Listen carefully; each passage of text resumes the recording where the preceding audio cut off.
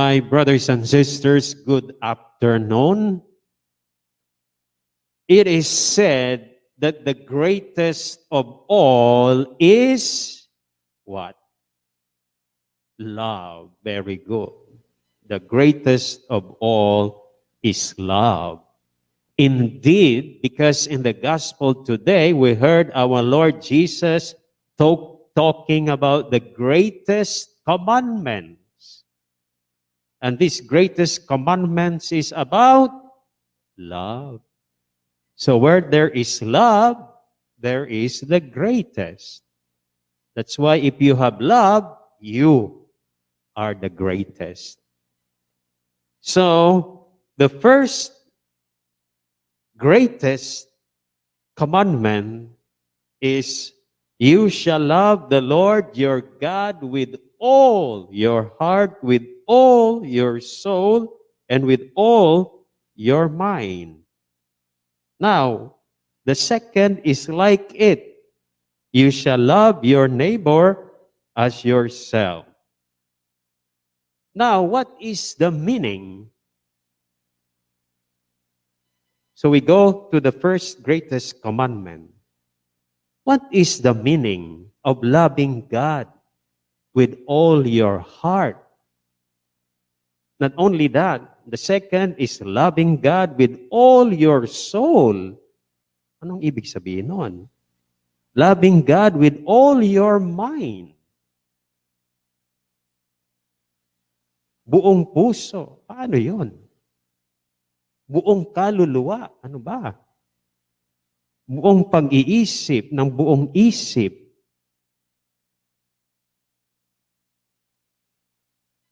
Our heart has something to do with our desire. Diba? Our soul has something to do with our life.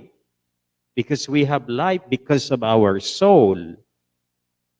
And our mind has something to do with thinking.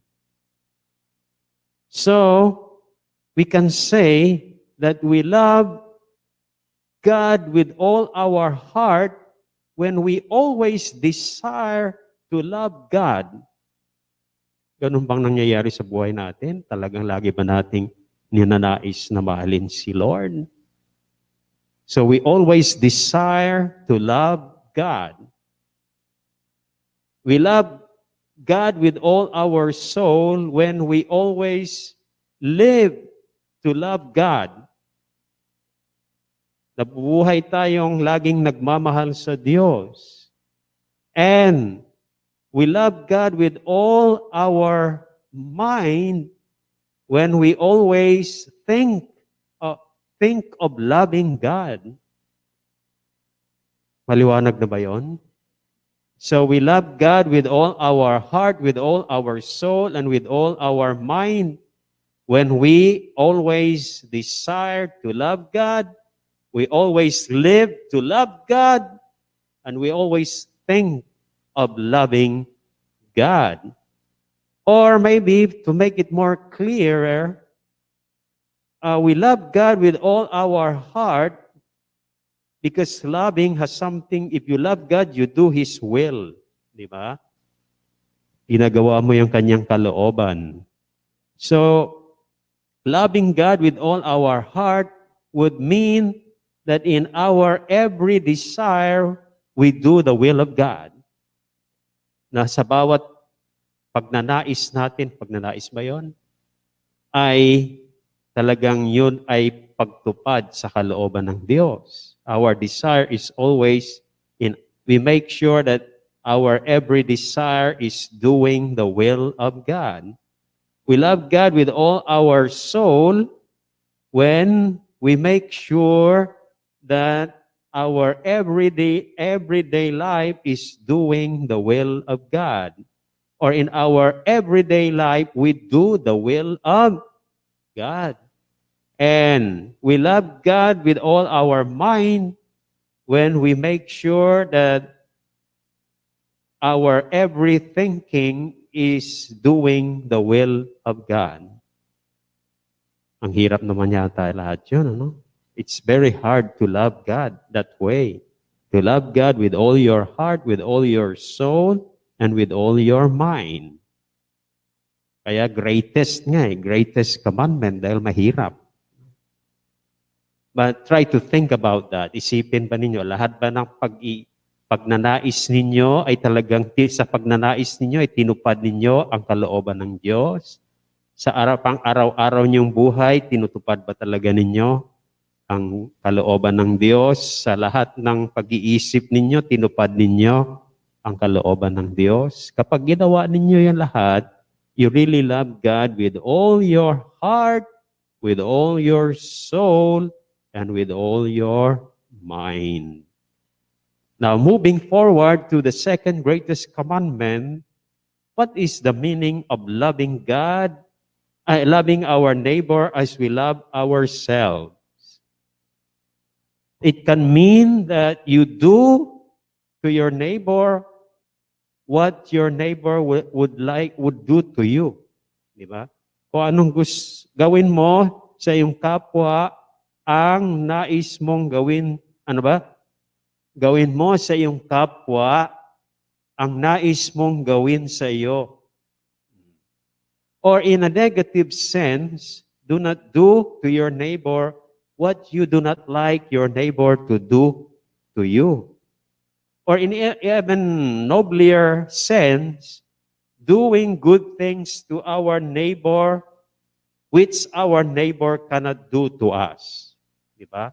Yung paggagawa ng kabutihan sa ating kapwa na hindi magagawa sa atin ng ating kapwa, lalong-lalo na kapag gumawa tayo ng kabutihan sa mga mahihirap nating kapatid. Paano sila makapagbibigay sa atin ng yung anumang kabutihang binigay natin sa kanila? No? Now, Saint Pius X, 1835 to 1914, ilang taon siya dito sa mundo? 79 years.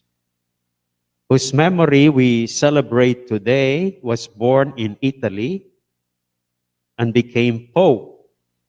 His life was overflowing with love for God and love of neighbor. He loved God with all his heart, with all his soul, with all his mind, when he committed his whole life to him by becoming a priest and ultimately becoming a pope. And he became the unconquerable champion of the Catholic faith. There were many people who were attacking the Catholic faith during his time, pero he was unconquerable. Walang nakatalo sa kanyang pagdepensa sa ating Catholic faith. And he became one of the greatest popes of the 20th century. And he achieved this great stature due to his love of God. His love of neighbor brought him to the hospitals to visit the sick and pray for them. And he granted, if they cannot come to the hospital, he granted audiences to the poor and the sick. His love for neighbor made him denounce the ill treatment of the indigenous people in the plantation in Peru. Makinong layo, napunta pa sa Peru.